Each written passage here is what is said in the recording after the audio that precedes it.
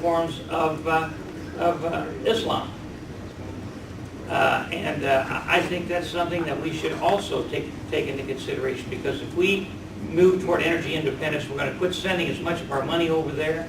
We'll be able to keep that money at home, and as Mr. Goodlatte said, we'll be able to create hundreds of thousands of jobs. It'll be a boom to the economy. So I think everybody who's here this week is trying to make that point for the people who are listening, and you're the ones who can help us get that message out. And I really appreciate the opportunity to be here. And now we'll hear from that very young, good-looking, gray-haired guy from Indiana, Mike Pence. Thanks, Dan. Thanks, Bob. Thank you all. This is a great encouragement to the members that Americans for Tax Reform and who's our other co-host this morning? Heritage Spectator. American Spectator Heritage. Thank you all. The support that we have gotten on the blogosphere from conservative organizations since this protest began a week ago today has frankly been overwhelming, and it's been humbling to all of us who've been battling to take the case for American energy independence to the American people for the entirety of this Congress. What I would say to all of you is just a couple of quick things. Number one, I'm just returned from a day and a half of energy town hall meetings in the farm fields of eastern Indiana, and the American people are with us. I was overwhelmed at the response that I received at the Indiana State Fair, the town halls in Anderson, Indiana, people coming up on the street. So whether or not the mainstream media is covering us on the evening news, we are reaching the American public. The American public wants this Congress back to work. And so I want to encourage you with that and urge you to continue to carry this message to the country. The only other thing that I would say is the most helpful thing that each of you can do. I know Speaker Pelosi has gotten some phone calls by all accounts. But quite frankly, my message today is call your congressman. The Speaker of the House is not elected by the people of the United States, by the various and several congressional districts. The Speaker of the House is elected by Democrat members of Congress to her position.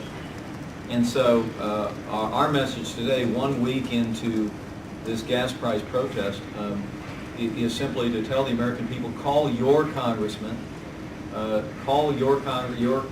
your congressman is a House Democrat, especially call your congressman and tell him you want him to get back to work. You want him to call on their Speaker, Nancy Pelosi, to bring this Congress back into session immediately and give the bipartisan pro-drilling majority that is in this House today an up or down vote. And so I would just say to the organizations in this room that reach millions and millions of Americans to convey that simple message, because we all know we're members of a caucus, we're members of a conference, we know how leadership is sensitive to members' calls. I think one call from a House Democrat to the Speaker of the House's office saying, you know, I think these guys have a point, maybe we ought to have a special session and just have a vote, I think would be worth 1,000 calls to the Speaker's office. And so I really want to encourage that. And secondly, my only other message is to my House Democrat colleagues, and Bob and Dan both know, there are a number of Democrat members of Congress who are with us. Absolutely. And we're going to call on them today to cross that picket line, to take a stand in their district, publicly call on the Speaker of the House to call this Congress back. And I say to House Democrats, come to this floor. Let's make this demonstration a bipartisan demonstration. I was asked on the first day of this protest, well, what if a Democrat shows up? I said, good heavens. We'd stand up and cheer. If Neil Abercrombie, who's worked with Dan and others on trying to forge a bipartisan compromise, for example, came to the floor. So our message is call your congressman. And my other message today is simply going to be call your congressman and tell them to get back to work. You're represented by a Democrat in Washington, D.C. And secondly is to say to House Democrats, cross that picket line. Take a stand. Call for a special session. and come to the well of this Congress and stand with us on behalf of the American people. Last thought, I don't know how the politics of this plays. People say, well, hey, this is, smart guys like David Keene, might be thinking, well, this is a good thing for Republicans, we're gaining traction. To be honest with you, I'm not about that. I mean, family farmers in Indiana are hurting. School systems are talking about cutting programming and literally cutting a day out of the week. A man came to my town hall meeting yesterday in Richmond on a moped because he can't afford to drive his car anymore.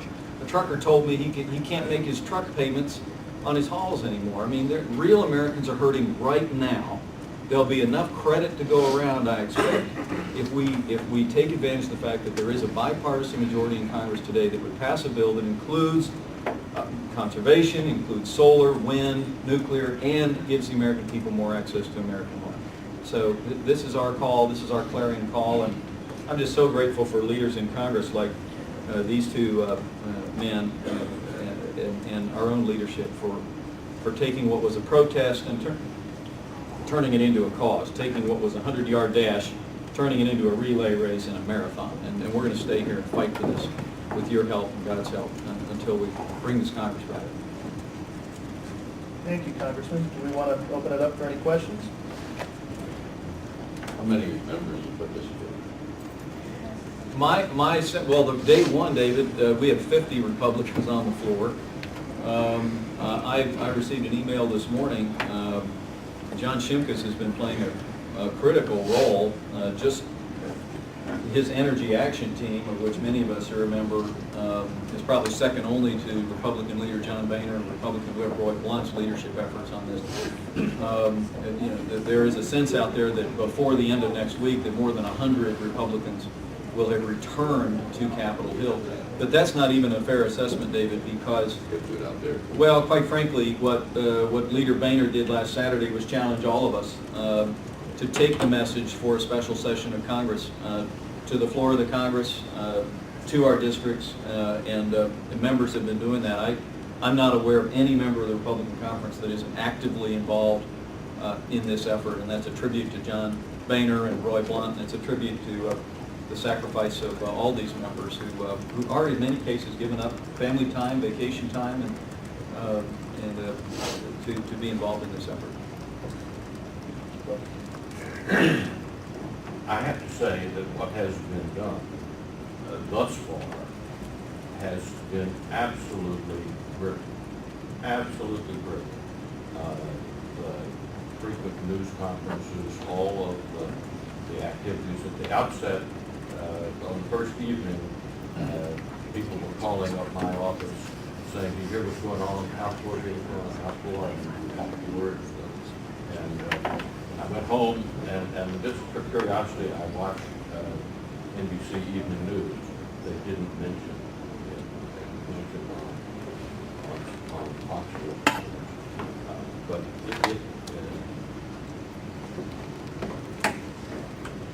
good luck is when preparation meets opportunity, and this has just been a magnificent day. And I will have to tell you that there were many people across the country who didn't think it possible for the Republican Party